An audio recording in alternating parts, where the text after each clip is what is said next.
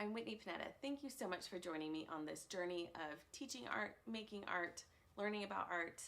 I wanted to take time just to share a little bit about me because I'm really bad at putting myself in front of the camera or even just talking about my education and history and what brought me here.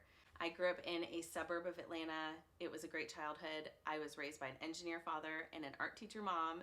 My mom taught art for over 35 years. And from the minute I could pick up a pencil, I was drawing and coloring. It's always been one of my greatest passions, is just making things.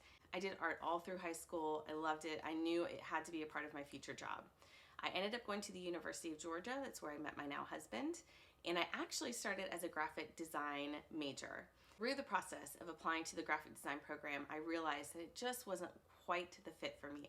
I then switched majors to what I swore up and down I would never do. I switched to art education. I followed in my mom's footsteps, who also attended the University of Georgia and went through art education. I had tons of experience through the university, going into schools, elementary, middle, and high schools.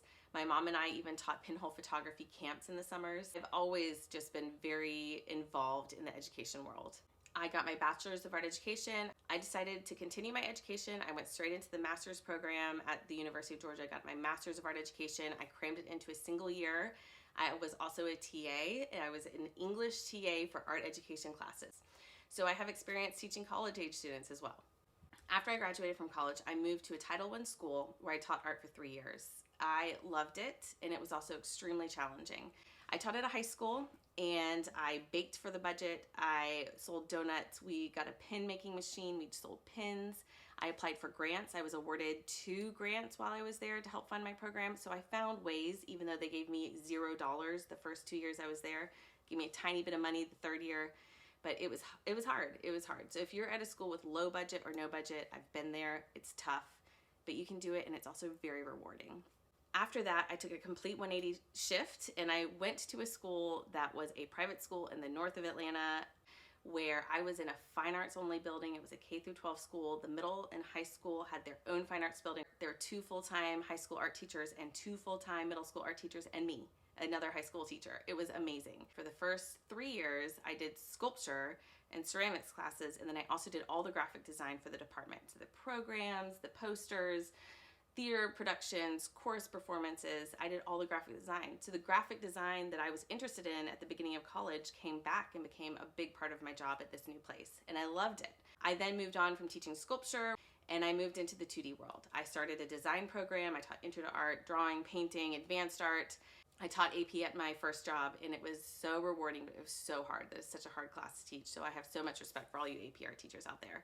And I was at that school for 9 years. I loved it. The best coworkers, the best space, materials, everything that I needed, administrative support. It really was wonderful. In addition to that, though, I was full-time running my own business on the side. I started putting lesson plans and curriculums up on TPT in 2012. And for the last few years, I'd been putting a lot of energy into doing that outside of school. So I would come home, play with my kids, put them in bed, and continue working. I got to the point where something had to give. It was time to pick. And as hard as it was to step back from the classroom, I cried about it so much.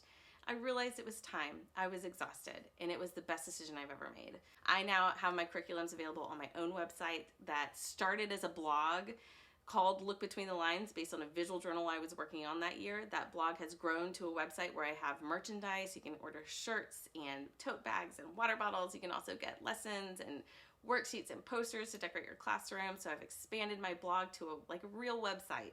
I also have some of my stuff available on my Etsy shop along with some of my artwork. So I have just been able to really focus in on myself and what I want to do, and I really have loved it. And when teachers need stuff, they can email me and I can say, hey, I have time. I'm going to work on that for you.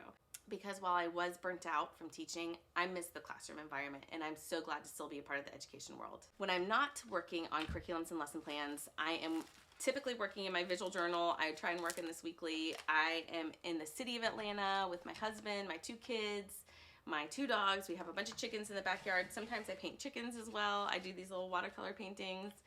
I also love doing abstract mixed media watercolor with resin and pen, and it's just been really fun to kind of focus on me and enjoy my little art nook here in my house. Who knows, maybe I'll return to the classroom one day, or maybe I'll just keep working for art teachers. If you ever have questions, comments, and advice, want to learn about a new art material you're not familiar with, reach out anytime, let me know. And that's all I have for you until next time.